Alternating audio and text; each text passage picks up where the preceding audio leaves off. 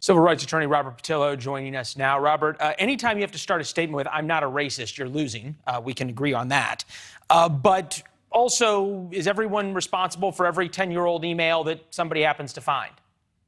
Well, I don't think that we should put ourselves in the situation of just doing a witch hunt against every single person who's ever sent an email. But I do think Gruden is a different case for a couple of reasons. One, that he was in the Monday Night Football booth. He was the voice of the NFL, so to say, at that period of time when he was making these comments. That was with regards to the labor negotiation between the Players Association led by DeMaurice Smith and the NFL. So I do think he had a special level of accountability in that situation. And also who he was talking to. He was talking to Allen from the Raiders. And one of my issues is the people who read this email didn't say anything back to Gruden, didn't call him on it, didn't check him on it, which leads us to believe that this is just the normal parlance that they partake in. I think African Americans in most industries, we always have this thought in the back of our minds that, well, as soon as they get behind closed doors, when they get into the good old boys club, this is the way that they talk about us. And so I think that's why this email hit the way that it did for many of the African American community, particularly in a league that has 70+% African American players.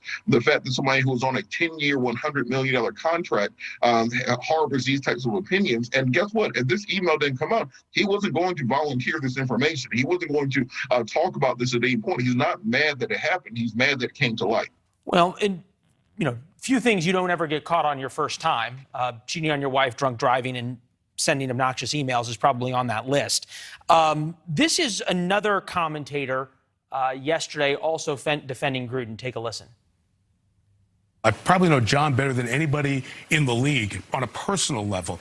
He said it right. He was ashamed by the comments in the email. The comments in the email are wrong.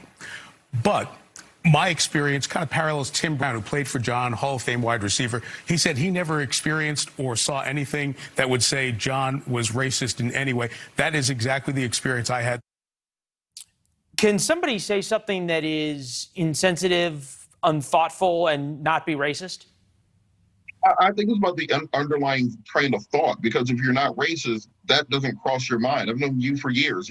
I'm never going to find a text message from Leland talking about Michelin Tiger lips, because that's not the way your mind works. So it's hard for someone to say that I don't subconsciously or I don't harbor these opinions when you can even create those emails. I understand Mike Tirico worked with John Gruden for years. Tony Dungy, he was the head coach at Tampa before John Gruden took the team over from him and won a Super Bowl, who has known him for years. So I understand the character references, but I do think it gets to a deeper issue in the NFL. We saw this the Colin Kaepernick situation, where the blackballing of black players were standing up for their issues. We've seen this in hiring issues, where black head coaches do not represent the same percentage of head coaching positions as they do as players. And then when you get the GMs and player personnel directors and things such as that, higher executives and C-suite offices, black people are almost unrepresented. So I think it goes to a deeper culture within the NFL where this type of language is tolerated and it does influence policy. You and I have debated the Colin Kaepernick issue, and we will not relitigate it here of why Mr. Kaepernick does not have a job. But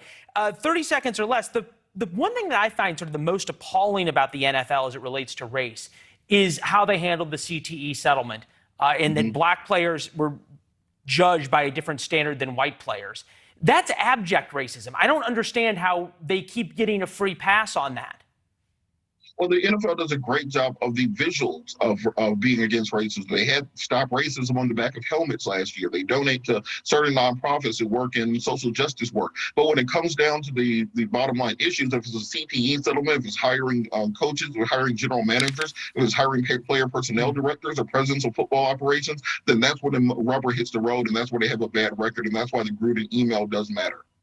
Good to see you, my friend. Thank you. Anytime. Great conversation.